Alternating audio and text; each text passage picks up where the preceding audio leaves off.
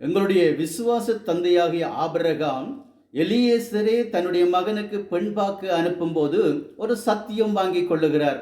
அவனுடைய கைகளை என்னுடைய துடையின் கீழ் வை என்று சொல்லி, அந்த துடையின் கீழ் கை வைக்கிற சத்தியத்தின் அர்த்தம் என்னென்று சொன்னால், நீ எனக்கு சத்தியம் பண்ணி தந்த சத்தியத்தை நீ மீறுவாயா இருந்தால் என்னுடைய பிள்ளைகள் உன்னிடத்திலே பழி தீர்த்து கொள்வார்கள் என்பது அதனுடைய அர்த்தமாயிருக்கிறது.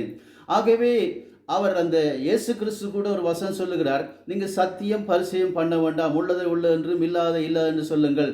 அப்படி என்று சொன்ன ஆண்டவர் இங்கே புதிய ஏற்பாடில் அதை சொல்லுகிறார். பழைய ஏற்பாடில் எங்களுடைய முற்பிதாக்கள் அதை செய்து காண்பித்திருக்கிறார்கள். இன்றைக்கு சத்தியம் என்று சொல்லி நாங்கள் சத்தியம் பண்ணு என்று ஒருவரிடம் நாங்கள் கேட்கிறோம் என்று சொன்னால் இதனுடைய விளப்பம் எங்களுக்கு தெரிகிறல்ல. ஆனால் உண்மையான சம்பவம் இதுதான். சத்தியம் உன்னை பழி தீர்த்து கொள்ள நீ அதை மீறும் போது